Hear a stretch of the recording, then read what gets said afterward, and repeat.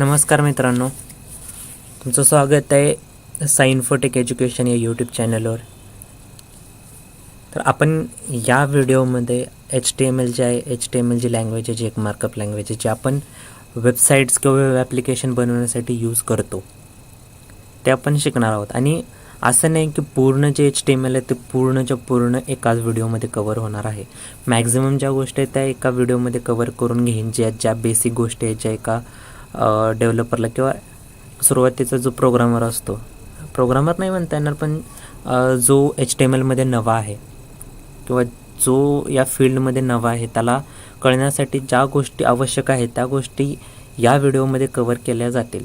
आणि जे काय HTMLचे ॲडव्हान्स पार्ट्स असतील, जसं आता HTML5 चालू आहे, तर त्याचे जे ॲडव्हान्स टॅग्स असतील, ॲडव्हान्स गोष्टी असतील, त्या सगळ्या आपण इन फ्युचर 2-3 व्हिडिओजमध्ये कवर करणार आहोत. तो हा व्हिडिओ कोणासाठी? हा व्हिडिओ त्यांच्यासाठी जे नवीनच आहेत HTMLमध्ये, ज्यांना HTMLबद्दल काहीच माहिती नाही किंवा प्रोग्रामिंग म्हणजे काहीच माहिती नाही. हा वेगळा भाग आहे की HTML ही एक प्रोग्रामिंग लँग्वेज नाही आहे. तर ते का नाही आहे, कसं नाही, हे आपण गोष्टी हळूहळू शिकत जाणार आहोत. पुरतं हे लक्षात घ्या की हे जी HTML आहे, ही HTML ही फक्त एक मार्कअप लँग्वेज आहे. ही मार्कअप लँग्वेज आहे ती वेबसाईट किंवा वेब ॲप्लिकेशन्स जे असतात ते बनवण्यासाठी यूज होतात. तर जर तुम्हाला वेबसाईट माहिती नसेल तर मी तुम्हाला सांगू इच्छितो की www.google.com तुम्ही गुगलवर जाता, गुगल सर्च करता, एक सर्च इंजिन आहे, तसंच ही एक वेबसाईट पण आहे, बरोबर आहे. तुम्ही फेसबुकवर जाता, www.facebook.com, तर facebook.comची एक वेबसाईट आहे. twitter.com ती एक वेबसाईट आहे. इंस्टाग्राम ही पण एक वेबसाईटच आहे. बऱ्याचशा वेबसाईट आहेत. आता जर तुम्हाला PUBG डाउनलोड करायची झाली ऑफिशियल साईटवरून, तर PUBGची स्वतःची एक वेबसाईट आहे, कळते. अशा बऱ्याचशा वेबसाईट्स आहेत. ते वेबसाईट्स कशातून डेव्हलप होतात? तर कशातून होतात? HTMLमधून तर डेव्हलप होतात ना. HTML सोबत CSS असतं, जावास्क्रिप्ट असतं, त्या परतच्या गोष्टी आहेत, त्या आपण पण शिकणार आहोत. CSS काय, जावास्क्रिप्ट काय, आणि त्याचे ट्युटोरियल्स पण आपण नंतर अपलोड करणार आहोत. पण हा आपला फर्स्ट व्हिडिओ आहे आणि ह्या व्हिडिओमध्ये फक्त आपण जे HTML बेसिक असतात ते पूर्ण कवर करून घेणार आहोत. फक्त आता लक्ष द्या, कान उघडे ठेवून ऐका मी काय म्हणतोय. सगळ्या गोष्टी लक्षात घेण्याचा प्रयत्न करा, अंडरस्टँड करा, आणि डेफिनेटली जर तुम्ही लक्ष द्याल तर सगळ्या गोष्टी तुम्हाला इझिली समजणार आहेत. ओके, तर चला आपण सुरुवात करू. आपण डेस्कटॉपवरती एक नवीन फोल्डर तयार करू. फोल्डर तर तयार करता येतं तुम्हाला अशी मी आशा करतो. या फोल्डरचं मी नाव ठेवतो HTML ट्युटोरियल्स. ठीक आहे. मी कोड एडिटर यूज करतोय व्हिज्युअल स्टुडिओ कोड. जर तुम्हाला माहिती आहे काय तर ठीक आहे, नाही तर मी सेपरेटली एक व्हिडिओ बनवेन की हा इन्स्टॉल कसा करायचा. जर तुम्हाला तुमच्यापैकी काही जणांना इन्स्टॉल नाही करता आला तर मला डेफिनेटली कमेंट बॉक्समध्ये सांगा, मी याच्यावरती सेपरेट व्हिडिओ बनवून देईल. तुम्ही नोटपॅड प्लस प्लस असे पण एडिटर्स यूज करू शकतात, पण मी रेकमेंड करतो की तुम्ही व्हिज्युअल स्टुडिओ कोड आहे तो इन्स्टॉल करा. आणि याच्यामध्ये जर तुम्ही एक्सटेन्शन्स लावले तर जे HTML आहे त्याचे जे काय म्हणतात त्याला इंटेलिजन्स जे असतं ते तुम्हाला भेटते, आणि त्यानं तुमचं काम अगदी सोपं होतं. जरी तुम्हाला ह्या गोष्टी माहिती नसतील तरीही काही अडचण नाही. त्याचा आणि आपण जे करणार आहे त्याचा काही संबंध नाही. ॲक्च्युली तसा संबंध आहे पण डायरेक्टली नाही आहे. तुम्ही असंही काम चालवू शकता. मी सध्या काय कोणते एक्सटेन्शन्स डाउनलोड करणार नाही आहे. मी साधं जसं तुम्ही नोटपॅडवरती टाईप कराल तसं मी ह्या व्हिज्युअल स्टुडिओ कोडमध्ये तुम्हाला टाईप करून दाखवेन. ठीक आहे. तर इथं मी एक नवीन फाईल तयार करेन.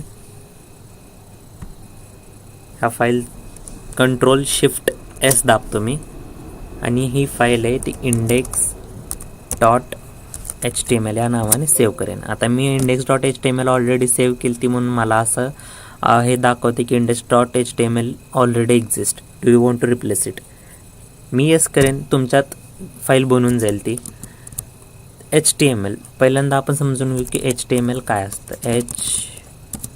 HTML पहिल्यांदा तर आपण बघू की याचा फुल फॉर्म काय असतो. HTML म्हणजे हायपर टेक्स्ट मार्कअप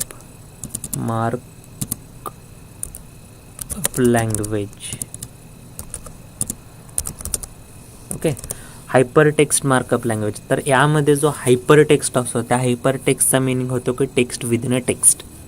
फक्त आता लक्षात ठेवा की हायपर टेक्स्ट म्हणजे टेक्स्ट विदिन अ टेक्स्ट असतं. ते काय असतं, कसं असतं हे हळूहळू आपण समजून घेऊ. ठीक आहे. HTML hyper text markup language. तर हे यूज कुठं होते? वेब डेव्हलपमेंटमध्ये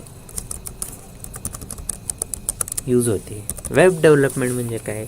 मी जसं की तुम्हाला उदाहरण दिलं की बऱ्याचशा वेबसाईट्स असतात. आता जर तुम्ही स्टुडंट असाल, तुम्ही कोणत्याही फील्डचे स्टुडंट असाल, तुम्ही डिप्लोमाचे असाल, तुम्ही बाकी कोणत्याही फील्डचे, तुम्ही कॉमर्सचे स्टुडंट असाल, तर तुम्ही महाDBT या वेबसाईटवरून स्कॉलरशिप तर नक्की घेतलेली असेल कधी ना कधीतरी ॲज अ स्टुडंट म्हणून. तर ती वेबसाईट आहे, ती एक वेबसाईट आहे, तर त्यातून आपल्याला स्कॉलरशिप भेटते. आपला डेटा आपण असं सांगतो गव्हर्नमेंटला की मला स्कॉलरशिपची गरज आहे, मला पैशांची गरज आहे, किंवा आपण असं सांगतो की मला स्कॉलरशिप हवी आहे. तर ती रिक्वेस्ट गव्हर्नमेंटपर्यंत कशी जाणार? तर ते एक वेबसाईट थ्रू जाणार आहे. वेबसाईट वेगळ्या वेगळ्या पर्पजसाठी बनवल्या जाऊ शकतात. जसे की फेसबुक आहे, ते एक एंटरटेनमेंट पर्पजसाठी बनवलेली वेबसाईट आहे, किंवा माणसांशी कनेक्ट होण्यासाठी त्या पर्पजसाठी बनवलेली वेबसाईट. वेबसाईट कोणत्याही पर्पजसाठी असू शकते, पण त्याच्यामागं HTML ही लँग्वेज आहे. HTML हे बॅकबोन म्हणावं लागेल. HTMLसाठी कोणतीही वेबसाईट बनवू शकत नाही. HTML कंपल्सरी आहेच आहे. म्हणजे काय की आता तुम्ही ऐकलं असेल किंवा नसेल तरी सांगतो की जे आपलं वेब असतं, वेबसाईट असते, तर वेबसाईट मेनली 3 गोष्टीपासून बनवली जाते. एक तर HTML, दुसरी CSS आणि तिसरी आहे जावा स्क्रिप्ट. यामध्ये ना तुम्ही HTML शिवाय तुम्ही वेबसाईट बनवूच शकत नाही. काही झालं तरी HTML शिवाय तुम्हाला कोणतीही वेबसाईट बनवू शकत नाही. ठीक आहे, तुम्ही HTML यूज करा, CSS यूज करू शकता. जरी नाही यूज केलं तरी तुमची वेबसाईट ठीक आहे बनवू शकेल, पण तेवढी चांगली नाही दिसणार. नंतर जावा स्क्रिप्ट. हे जे जावा स्क्रिप्ट आहे ते जावा स्क्रिप्ट आहे ते ॲडव्हान्समेंट देतं तुमच्या वेबसाईटला. आता मी तुम्हाला एक डेमो देतो. म्हणजे काय की जे HTML CSS जावा स्क्रिप्ट आहे याला एका ॲनॉलॉजीसोबत जोडू. म्हणजे जे ह्युमन आहे, ह्युमनमध्ये जे बॅकबोन असतं, जे स्केलेटन आहे, म्हणजे जो हाडाचा सापळा आहे, ते काय असतं? ते HTML असतं. त्या हाडाच्या सापळ्याशिवाय, त्या ढाच्याशिवाय तर माणूस बनवू शकत नाही, बरोबर आहे. मग त्याच्यावरती सुंदर बनवण्यासाठी त्याला काय वापरतात? CSS यूज करतात. म्हणजे काय? नाक, डोळे, आणखी म्हटलं तर केस, स्किन, हे सगळं काय CSS आहे, जे की माणसाला सुंदर बनवण्यासाठी मदत करतं. ठीक आहे. आणि त्यासोबतच जावा स्क्रिप्ट कशासोबत कम्पेअर करू शकतो आपण? आपला ब्रेन जो आहे, सगळे जे डिसिजन्स आपण घेतो तो ते कशाच्या आधारे घेतो? ब्रेनच्या आधारे घेतो, बरोबर आहे. आपलं ब्रेन आहे ते आपल्याला मदत करतं कोणतेही डिसिजन घेण्यासाठी. तसंच एका वेबसाईटमध्ये HTML एक स्केलेटन आहे. CSS म्हणजे काय? CSS आपल्या वेबसाईटला आणखीन जास्त सुंदर बनवण्यासाठी मदत करतं. जर वेबसाईट दिसायला सुंदर नसेल तर वापरणारं कोणीच नसणार आहे तिथं. हा एक कंपल्शन असेल तर वेगळी गोष्ट आहे, पण आपण त्या पर्पजसाठी नसेल बनवत, आपण एखाद्या जनरल पर्पजसाठी म्हणजे एंटरटेनमेंट पर्पजसाठी वगैरे बनवत असेल तर आपली वेबसाईट दिसायला सुंदर असलीच पाहिजे. त्याशिवाय एखादा युजर वेबसाईटवरती येणारच नाही. तुम्ही स्वतः बघा, जर एखादी वेबसाईट दिसायला चांगली नसेल तर तुम्ही स्वतः जात नाही वेबसाईटवर. आणि ब्रेन, जर एखादी गोष्ट नुसतीच दिसती मला, त्याच्यावरती मी काहीच ॲक्शन करू शकत नाही, मग त्याला काय अर्थ आहे? त्याच्यासाठी यूज करतो आपण जावा स्क्रिप्ट. म्हणजे काय? एखादा फॉर्म आपल्याला दिलेला असतो, फॉर्ममध्ये आपण माहिती भरतो, मग सबमिट बटनवर क्लिक करतो, तेव्हा आपला डेटा जाऊन सबमिट होतो, तेव्हा आपली स्कॉलरशिप ॲप्रूव्ह होते. आपण रिडीम बटनवर क्लिक करतो तेव्हा आपल्याला पैसे पडतात. ठीक आहे, ह्या सगळ्या गोष्टी यामध्ये येतात. आपण बघणार आहोत की डिरेक्टली आपण कसं या गोष्टी अचीव करू शकतो, काय कसं येते. तर HTMLचं एक बेसिकसा स्ट्रक्चर असतं, सिंटॅक्स नाही, एक स्ट्रक्चर म्हणू शकतो आपण. HTML मी तुम्हाला स्ट्रक्चर सांगतो, ते फॉलो करा. HTML नंतर असतं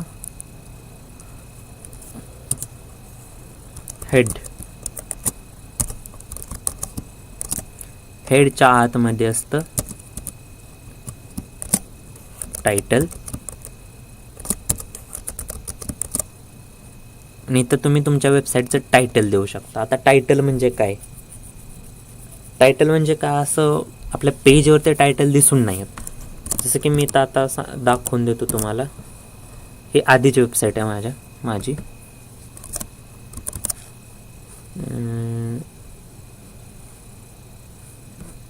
ठीक आहे, हे रन कसे करायचे आता हा एक मुद्दा आहे ना. तर काय करा, हे जी वेबसाईट कुठं आहे तुमची, जे तुम्ही index.html जिथं कुठं लिहिलेलं असेल, आता मी डेस्कटॉपवरती माझं फोल्डर केलं होतं HTML ट्युटोरियल्स म्हणून. या ट्युटोरियल्समध्ये आपली फाईल काय होती, index.html.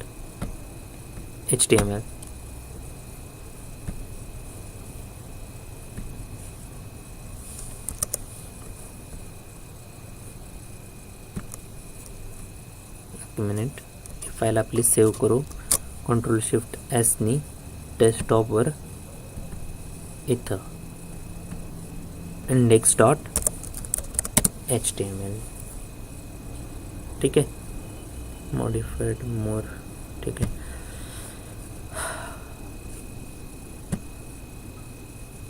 Go live. मी तर लाईव्ह सर्व्हर रन केलं आहे. टायटल इथे मी टायटल देतो अमित, जे की माझं नाव आहे.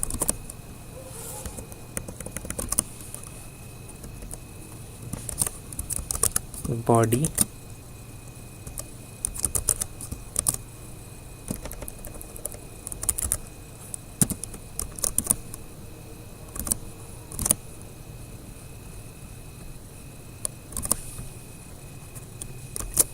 इथून कंट्रोल. तर ही जी आपली इंडेक्स फाईल आहे, ती इंडेक्स फाईल इथं आणून इथं रन करा. ठीक आहे, इथं दिसतंय हे आहे आपलं टायटल, जे की आपण लिहिलंय या ठिकाणी आणि बॉडीमध्ये जे अमित लिहिलं आपण ते दिसतं इथं. तर हा एकदम सिंपल आणि बेसिकचा स्ट्रक्चर आहे HTMLचं. म्हणजे काय की कोणतीही तुम्ही कितीही मोठी वेबसाईट घ्या, कितीही पेजेसची घ्या किंवा कितीही लाईन्सची घ्या, त्यामध्ये हा जो फॉर्मॅट आहे, हा 7 ते 8 लाईनचा कोड हा कंपल्सरी असाच राहणार आहे. तुम्हाला हे सिंटॅक्स कंपल्सरी फॉलो करावंच लागणार आहे बेसिकली. ठीक आहे, आणि तुमची जी काय वेबसाईट असेल ती वेबसाईट या बॉडीच्या आतमध्ये तुम्ही लिहिणार आहात. तुम्ही तुमचं CSS आहे ते हेडमध्ये लिहू शकता, पण जे तुमचं सगळं HTMLचा पार्ट आहे, जो काय तुमचा HTML असेल, ते सगळं आपण ह्या बॉडीच्या आतमध्ये लिहिणार आहे. जसं की मला समजा इथं माझं नाव लिहायचं आहे पेजवर, तर मी इथं लिहिणार H1 क्लोज.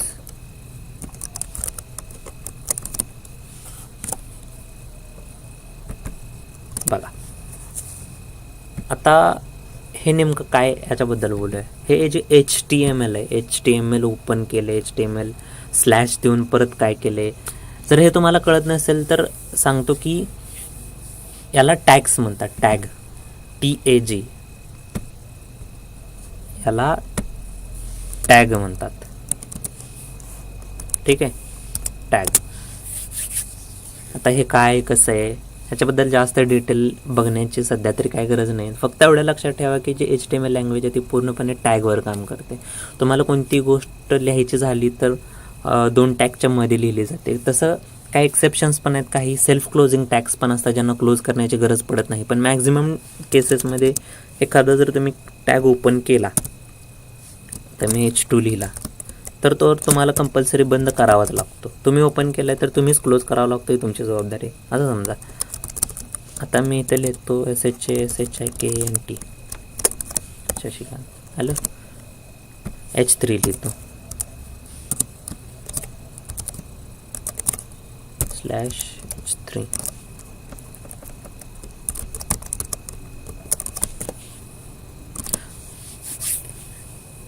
या टॅगला म्हणतात हेडिंग टॅग. म्हणजे काय की एखाद्या वेबसाईटवर तुम्ही बघता, जर एखाद्या वेबसाईट असेल facebook.com, तर त्या फेसबुकवरती फेसबुकचा लोगो असून तिथं मोठ्या अक्षरात लिहिलेलं असतं फेसबुक. तर ते फेसबुक कशातून लिहिलेलं असतं, मोठ्या अक्षरात ते लिहिलेलं असतं H टॅगमधून. मग ते H1 असतं, H2 असतं, H3 असतं, आणि हे टॅग आपण ना H6 पर्यंत लिहू शकतो. H6 पर्यंत लिहू शकतो. फेसबुक असं लिहिलं, फेसबुक सगळ्यात लहान आलं. जर तुम्ही H7 देण्याचा प्रयत्न केला तर ते व्हॅलिडच नाही आहे, कारण की H7 नावाचा टॅग HTML मध्ये नाहीच आहे. H7 दिला आणि इथे मी परत लिहिलं फेसबुक, तर ते घेणारच नाही ना. ते प्रिंट करेल, तुम्ही जसं दिलं तसं प्रिंट करेल, पण ते याचं टॅग म्हणून घेणार नाही. कारण का, तुम्ही H6 पर्यंतच देऊ शकता इथं. ठीक आहे, इथपर्यंत गोष्टी लक्षात आल्या. आता आपण बघू की पी टॅग.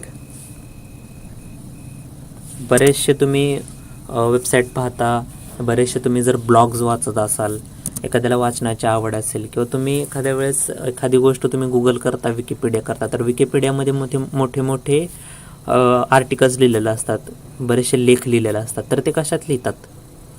H टॅगमध्ये नाही, ते लिहितात पी टॅगमध्ये /p. मग यामध्ये मग तुम्ही कितीही मोठा तुम्ही कोड लिहू शकता. हे मी असंच लिहितोय.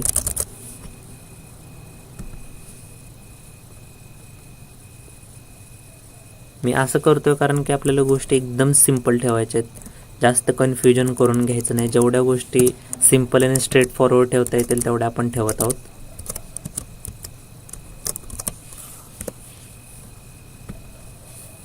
येते लक्षात? काय नाही, एवढंच काम आहे टॅगचं. पी टॅग, पी म्हणजे पॅराग्राफ टॅग. ठीक आहे, आता इथपर्यंत लक्षात आलं. ठीक आहे, आता सेकंडली मी हे कन्सिडर करतो की आत्तापर्यंतच तुम्हाला समजलेलं आहे. इथून पुढे जाऊ आपण. बऱ्याचशा वेबसाईटवरती लिस्ट पाहिलेल्या असतात. जर तुम्हाला लिस्ट माहिती नसेल तर मी सांगतो, अशी असते लिस्ट. 1 नंबर अमित, 2 नंबर समजा सोनल, 3 नंबर समजा साई, 4 नंबर समजा विनायक. हे असं असतं. तर तुम्ही असं केलं तर असं सुद्धा दिसेल तुम्हाला. पण लिस्ट कधी अशी असते का हो? नाही. तर लिस्ट आपल्याला अचीव करता येते HTML मध्ये. तर त्यासाठी HTML आपल्याला एक टॅग दिलेला आहे ज्याचं नाव असते लिस्ट टॅग. म्हणजे आता बघा, लिस्ट असतं 2 प्रकारच्या. एक असते ऑर्डर्ड लिस्ट, सेकंड असते अनऑर्डर्ड लिस्ट. पहिल्यांदा ऑर्डर्ड लिस्ट बघू आपण काय असते. की ऑर्डर्ड लिस्टसाठी टॅग आहे आपल्याकडं OL. मग आता OL ओपन केलं आहे म्हटल्यावर ते OL क्लोज करावं लागणार, बरोबर आहे?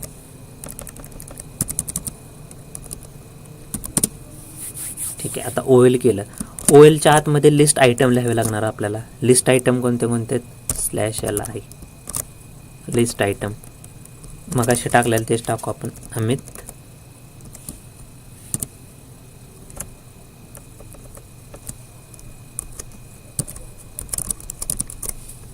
समजा इथं आहे सोनल, इथं आहे साई आणि इथं आहे विनायक. या पद्धतीने तुम्हाला तुमची लिस्ट पाहायला मिळेल. आणि यामध्ये दुसरी पण एक लिस्ट असते आपल्यासाठी, ज्याला म्हणतात अनऑर्डर्ड लिस्ट. त्यासाठी आपल्याकडे टॅग आहे UL नावाचा /UL. ठीक आहे, UL नावाचा टॅग आपल्याला भेटतो. आणि त्या UL मध्ये पण आपल्याला लिस्ट आयटम्स द्यावे लागतात. मग ते किती असू शकतात? मग ते 100 असू शकतात, 200 असू शकतात. तुम्ही म्हणाल तेवढे तुम्ही त्यामध्ये टाकू शकता. अमित, LI,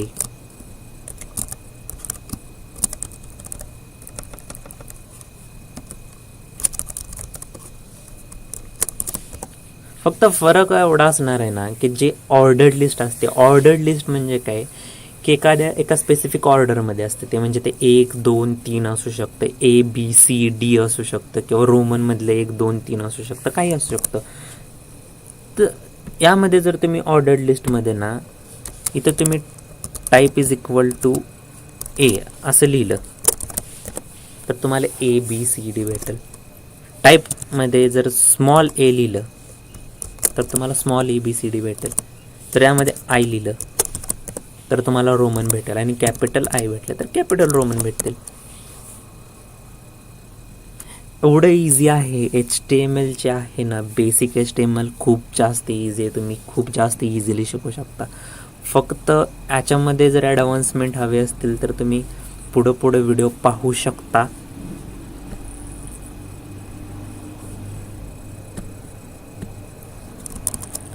आता आपण नेक्स्ट पाहणार आहोत. नेक्स्ट आहे कॉमेंट्स. तर कॉमेंट्स म्हणजे काय? तुम्ही कोड करताय पण तुम्हाला स्वतः लक्षात राहत नाही की तुम्ही कोडमध्ये कोणती गोष्ट काय करतात. आता समजा इथं मी असं लिहितोय की मला आत्ता माहिती आहे की ऑर्डर्ड लिस्टचं मी लिहितोय. जर समजा तुम्ही परत विसरला की ह्याला ऑर्डर्ड लिस्ट म्हणतात, किंवा असं झाले की तुम्ही आता HTML वर वर्क करताय, परत 2-3 महिन्यानं जाऊन HTML वर वर्क करणार आहे, पण तुम्हाला त्यावेळेस पण गोष्टी लक्षात राहायला पाहिजे. तर OL म्हणल्यावर तुम्हाला कळणारच नाही ना काय येते, 2-3 महिन्यानंतरचा विषय. तर त्यासाठी तुम्ही कमेंट टाकून ठेवू शकता तुमच्या कोडमध्ये. कमेंट अशी टाकायची, less than symbol dash dash I, आणि this is a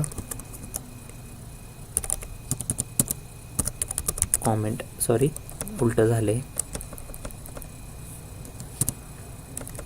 exclamatory mark dash dash I, this is a comment, आणि परत डॅश डॅश आणि क्लोज. ही झाली कॉमेंट. तर HTML हे रन करणार नाही. तुम्ही जे काही ह्यात लिहाल ते सगळं HTML जो आहे आपला जो ब्राउझर आहे तो इग्नोर करणार आहे. ठीक आहे. मग यामध्ये काही लिहा मग तुम्ही. जर आपण ही ऑर्डर्ड लिस्टच पुसायची म्हणलं तर आपण ते कमेंटमध्ये सुद्धा टाकू शकतो. मी आशा करतो की तुम्हाला समजलं असेल. जास्त काय अवघड नाही आहे. तुम्ही बऱ्याचशा वेबसाईटवरती अजून आणखी पाहिलं असेल की इथं असतं एखादी लिंक दिलेली असते की या लिंकवर क्लिक करा आणि ते तुम्हाला दुसऱ्या एखाद्या पेजवरती घेऊन जातं. किंवा एकीकडे असं लिहिलेलं असतं की गो टू गुगल किंवा गो टू यूट्यूब असं लिहिलेलं असतं, आणि तुम्ही जेव्हा त्या लिंकवर क्लिक कराल तेव्हा ती जी लिंक आहे ती तुम्हाला त्या वेबसाईटवरती किंवा त्या पेजवरती घेऊन जाते. तर ते कसं अचीव करतात? त्यासाठी आपल्याकडे एक टॅग असतो ज्याचं नाव आहे अँकर टॅग. ठीक आहे. तर अँकर टॅग लिहितात कसं हे पाहू आपण. href इज इक्वल टू आणि a क्लोज. आणि हे जे href आहे, href म्हणजे हायपर रेफरन्स. आपण रेफरन्स देतो की आपल्याला कुठं जायचं आहे. तर मी तर रेफरन्स देतो की https://www.google.com, आणि इथे मी टेक्स्ट लिहितो की गो टू गुगल. तर मी असं म्हटलं की बाबा अँकर टॅग तू काय कर की याचा रेफरन्स घ्या google.comचा ह्या वेबसाईटचा, आणि मला जेव्हा कोणीही गो टू गुगल या टेक्स्टवरती किंवा ह्या लिंकवरती क्लिक करेल तेव्हा त्याला त्या पेजवरती, त्या गुगलच्या पेजवरती घेऊन जा, याचा असा अर्थ झाला. तुम्ही इथं रिफ्रेश करून दाखवतो. गो टू गुगल म्हणलं की हे पेज आपल्याला गुगलला घेऊन जातं. आता माझ्याकडे इंटरनेट नाही पण तुम्ही बघू शकता की तो गुगलवरती पोचलेलो आपण. ठीक आहे. सेकंडली तुम्ही इथं कोणती वेबसाईट देऊ शकता. तुम्ही youtube.com असं लिहू शकता, आणि गो टू यूट्यूब म्हणला तरी तुम्हाला ते यूट्यूबला घेऊन जाईल. Go to youtube.com.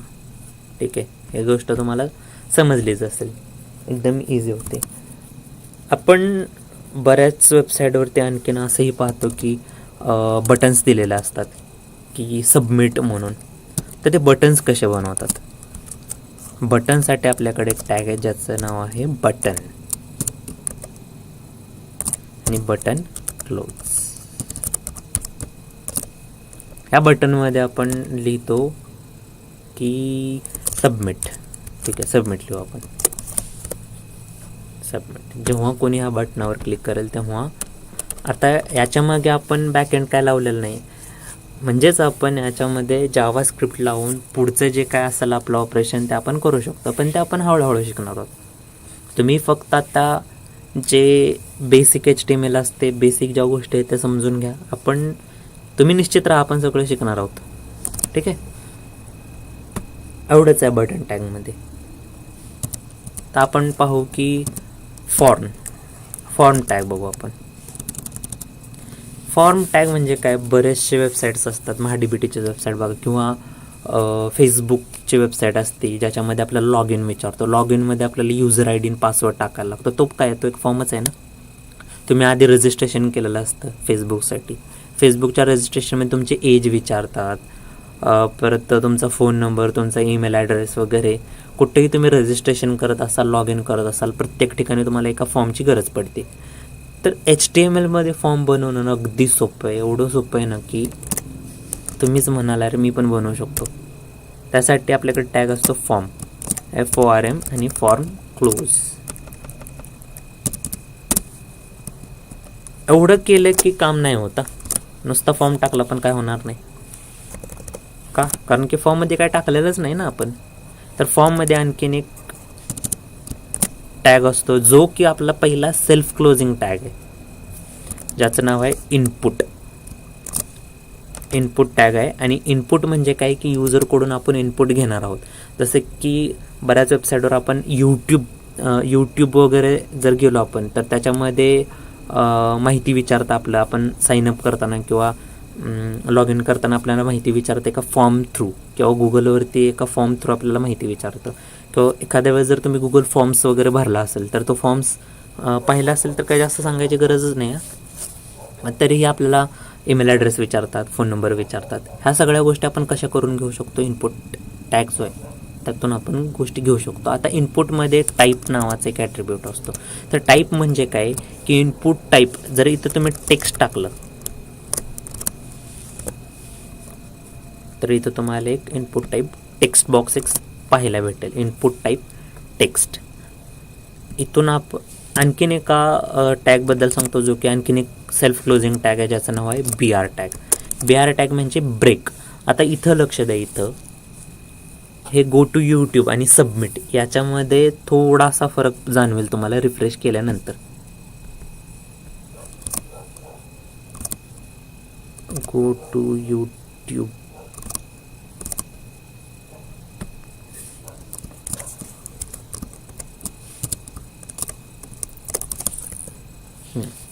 ठीक आहे.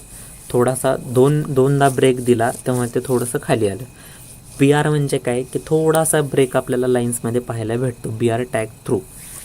याच्यानंतर आणखीन एक टॅगबद्दल सांगतो ज्याचं नाव आहे HR टॅग. इथं थोडीशी तुम्हाला हलकीशी लाईन पाहायला भेटेल HR. ठीक आहे, एवढंच काम आहे HR आणि BRचं. आत्ता आपल्याला याची काही गरज नाही आहे, फक्त माहिती असावं म्हणून सांगितलं तुम्हाला. जास्त करून याचा आपण उपयोग करणार नाही, रादर आपण CSS यूज करणार आहोत या गोष्टी अचीव करण्यासाठी. ते परतची गोष्ट आहे. पण आता सध्या हे लक्षात घ्या की आपण सध्या शिकतोय बेसिक HTML आणि त्याच्यामध्ये आपला आता चालू आहे form close, input type text घेतला. आता टेक्स्टमध्ये जर इथे टाकलं तर टेक्स्टमध्ये टेक्स्ट घेत होतो. समजा इथं तुमचं नाव विचारलं तर तुम्ही इथं नाव लिहिता अमित कसबे. ठीक आहे. आता पासवर्ड विचारला समजा तुम्हाला, इनपुट टाईप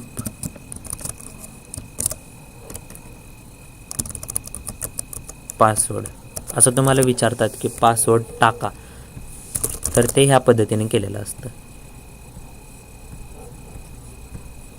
कळतंय? Input type password through. पण युजरला कळणार कसं की इथं काय टाकले काय नाही आहे, कसं कळणार ना की करायचं काय आहे नेमकं. हे ब्लँक 2 स्पेसेस बघून तुम्हाला काय करणार नाही नेमकं काय करायचं, मला माझं नाव टाकायचं आहे का, माझं ईमेल टाकायचं का, पासवर्ड टाकायचं आहे. तर त्यासाठी ना तुमच्याकडे आणखीन एक टॅग असतो ज्याचं नाव असतं लेबल ओपन, लेबल क्लोज. ज्याचं आणि पहिल्यामध्ये काय असणार आहे, युजर नेम दिसतंय ते युजर नेम. तर तर याचा अर्थ असा झाला की इथे युजर नेम टाका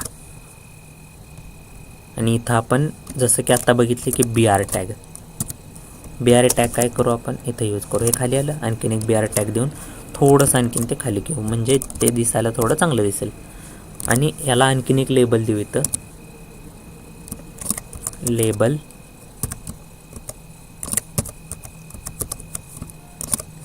पासवर्ड.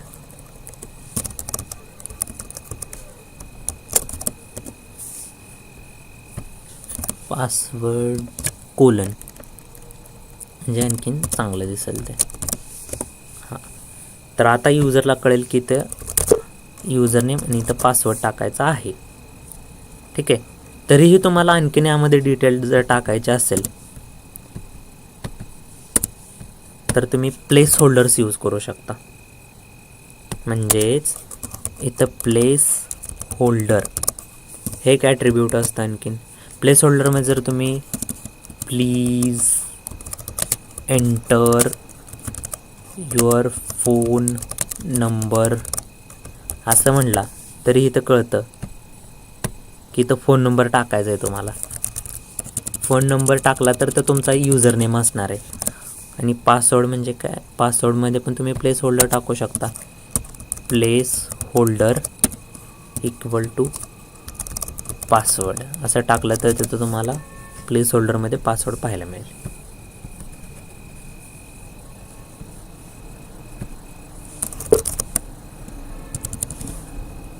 ठीक आहे. आता इथपर्यंत तुम्हाला समजलं असेल आशा करतो. आणखीन एक input type equal to email.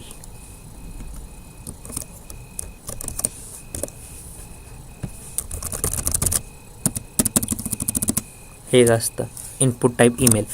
पण इनपुट टाईप टेक्स्टपेक्षा इनपुट टाईप ईमेल हा वेगळा का आहे, तर याच्यामध्ये ना जर तुम्ही इनपुट टाईप ईमेल टाकलं तर ते ईमेलशिवाय ईमेल सोडून दुसरं काहीच ॲक्सेप्ट करणार नाही. ना पासवर्ड टाईप ॲक्सेप्ट करलं म्हणजे ना नंबर्स ॲक्सेप्ट करणार, नाही फक्त टेक्स्ट ॲक्सेप्ट करणार आहे.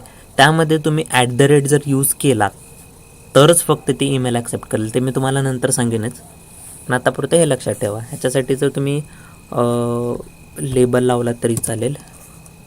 लेबल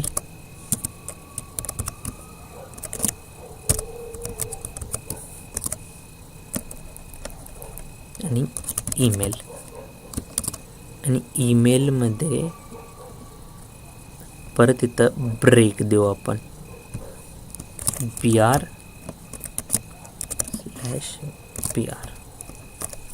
आणि प्लेस होल्डर इथं देऊ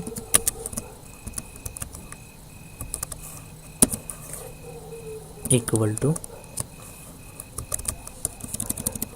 एंटर युअर ईमेल.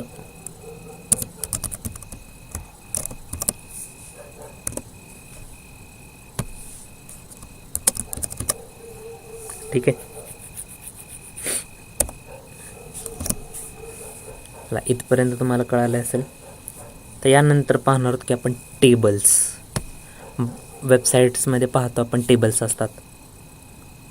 त्या टेबलमध्ये काही डेटा असतो. तो डेटा कसा स्टोअर केला जातो, डेटा बॅकएंडद्वारे त्यामध्ये स्टोअर केला जातो किंवा तो मॅन्युअलीसुद्धा टाकला जातो. कसा टाकला जातो हे परतची गोष्ट आहे, पण त्यासाठी आपल्याला आधी टेबल बनवता आलं पाहिजे. बरोबर आहे. तर ते टेबल बनवायचे कसे हे पण आपण बघणार आहोत या व्हिडिओमध्ये. आता आपण बघू की टेबल बनवतात कशासाठी. तर त्यासाठी ऑब्व्हियसली आपल्याकडे एक टॅग आहे ज्याचं नाव आहे टेबल टॅग. टेबल ओपन केला, टेबल क्लोज केला आणि या टेबलमध्ये आपल्याकडं TR नावाचा आणखीन एक टॅग असतो. म्हणजे काय की टेबलमध्ये टेबल रो हे लक्षात ठेवा. टेबल रो म्हणजे काय, रो म्हणजे काय, जी आडवे लाईन्स असतात. आता एखादं तुम्ही कॉलम पाहिला असेल, MS एक्सेल वगैरे तुम्हाला ओपन करून दाखवतो. एक मिनिट, वर्ड वगैरे मध्ये असेल तर ओपन करून दाखवतो तुम्हाला.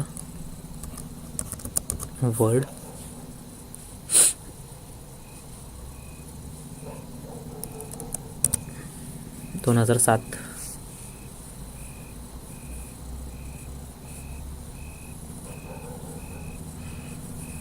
त्यामध्ये ना असं एक टेबल असतो, असे टेबल्स असतात.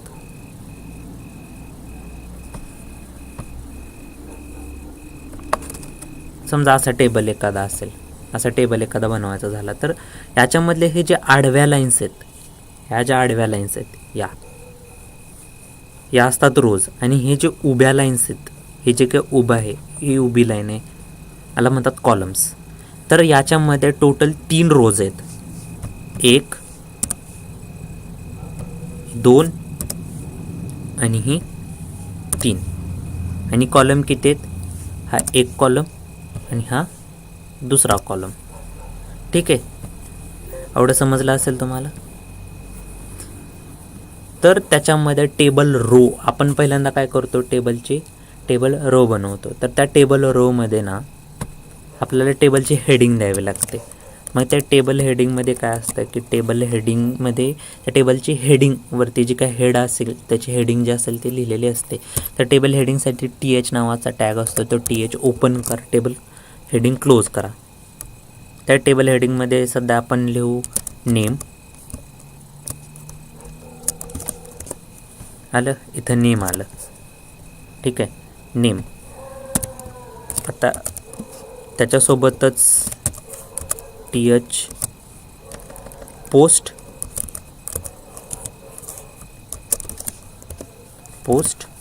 आणि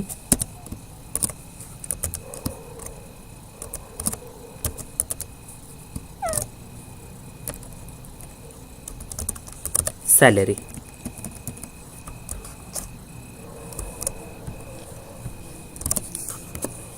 ठीक आहे, या तिन्ही गोष्टी आपण घेतल्या, नेम, पोस्ट, सॅलरी. पण हे नेम, पोस्ट, सॅलरी नेमका आहे काय? तिथं तर आपल्याला टेबल आणि रो वेगळं वेगळं दिसत होतं, टेबलच अख्खा वेगळा दिसत होता. तर ह्या नेमच्या खाली इथं नाव येणार, पोस्टच्या खाली त्या नावाचा जो व्यक्ती आहे त्या व्यक्तीची पोस्ट आणि त्याची सॅलरी त्याच्या पुढे डिस्प्ले होणार आहे आपल्याला. ते करण्यासाठी आपल्याला टेबल रोच्या खाली आणखीन एक टॅग द्यावा लागतो, ज्याचं नाव आहे टेबल हेडिंग.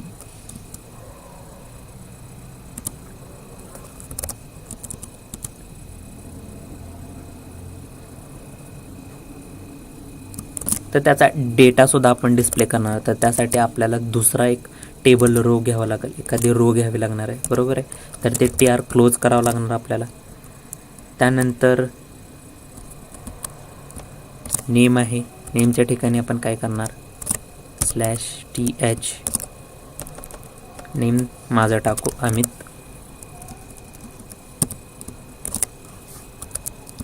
TH समजा वेब डेव, TH क्लोज आणि वेब डेव्हलपर. ठीक आहे, आणि TH क्लोज. आणि जर मला समजा सॅलरी असेल अप्रॉक्स एवढी नाही आहे मला, पण कन्सिडर करू ना, स्वप्न मोठी बघायची. 50 अमित वेब डेव्हलपर, सॅलरी 50,000.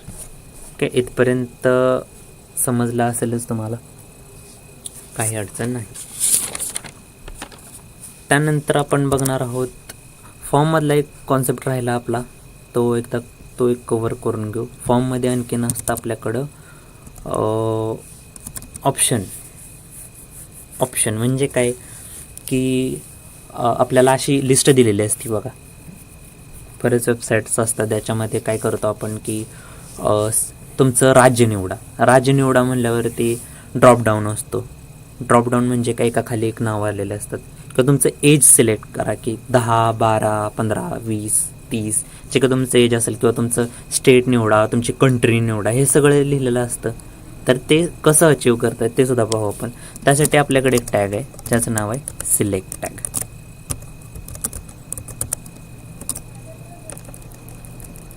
त्या सिलेक्ट टॅगमध्ये आपल्याला आणखीन एक टॅग लिहावा लागतो ज्याचं नाव आहे ऑप्शन टॅग.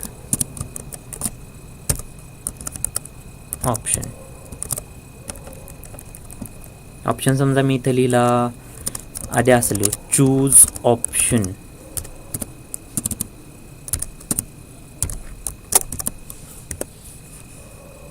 असा चूज ऑप्शन. तर याच्यामध्ये तुम्हाला समजा आता राज्य निवडायचे, तुम्ही असं बनवते की ज्याच्यामध्ये तुम्ही युजरला राज्य निवडायसाठी ऑप्शन देताय. तर ऑप्शन मध्ये कसं द्याल तुम्ही ते, तर पहिलं जे ओळखीचे आहे तेच देतो मी. महाराष्ट्र आहे, महाराष्ट्र आलं. त्यानंतर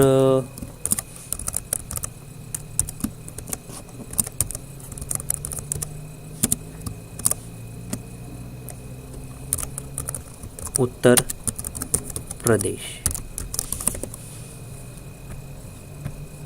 उत्तर प्रदेश. त्यानंतर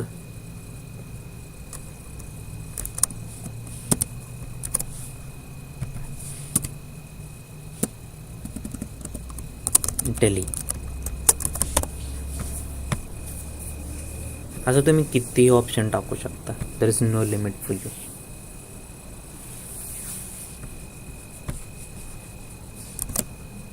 यामध्ये मेल फिमेल असं सिलेक्ट करण्यासाठी पण ऑप्शन असतात. त्याच्यासाठी आपल्याकडे एक टॅग आहे इनपुट टाईपमध्ये ॲट्रिब्यूट आहे त्यासाठी रेडिओ, ज्याचं नेम मेल.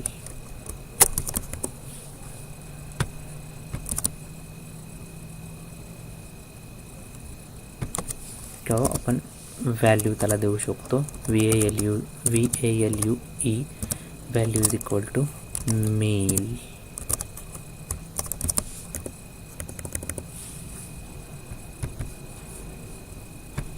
तर असा चेकबॉक्स.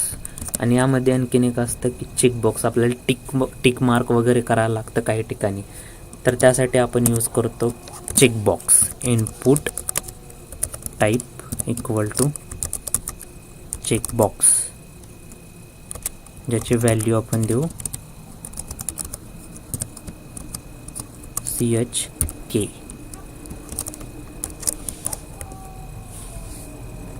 टिक म्हणजे असं असतं ना काही ठिकाणी की accept terms and conditions, tick mark करा. तर ते असं अचीव केलं जातं. मी आशा करतो की या सगळ्या गोष्टी, ह्या सगळ्याच्या बेसिक गोष्टी होत्या तर तुम्हाला समजल्या असतील आणि हा व्हिडिओ तुमच्यासाठी उपयोगाचा असेल. यामध्ये इमेज टॅग एक राहिलेला आहे. ते इमेज टॅग आपण पुढच्या व्हिडिओमध्ये पहिल्यांदाच ते कव्हर करणार आहोत पहिल्या सेक्शनमध्येच. तर मी असं एक्सपेक्ट करतो की तुम्हाला हे कळालेलं असेल. जरी नाही कळालं तरी पण तुम्ही आमच्या कॉम्प्युटर सेंटरला व्हिजिट करू शकता जर तुम्ही पंढरपूरमधून कुठून असाल तर. नाहीतर जर तुम्ही हा व्हिडिओ फक्त यूट्यूबवर बघत असाल तरी तुम्ही मला मेल केला तरी किंवा तुम्ही मला व्हॉट्सॲपवर हाय जरी मेसेज टाकला तरी मी तुम्हाला ज्याचे नोट्स आहेत ते फ्रीमध्ये प्रोव्हाइड करेन, काही अडचण नाही. पण आपल्या यूट्यूब चॅनल जो आहे, आपल्या यूट्यूब चॅनलला सबस्क्राईब करायला विसरू नका. नक्की सबस्क्राईब करा आणि थँक्यू हा व्हिडिओ पाहण्यासाठी. आणि असा सपोर्ट करा. ह्यानंतरही आपण बरेचसे व्हिडिओ पाहणार आहोत. बरंचसं आपल्याला काही शिकायचं आहे तर तुम्हीही शिका माझ्यासोबत. मी तुम्हाला शिकवेन, काही अडचण नाही. So thank you for watching and do subscribe to the channel.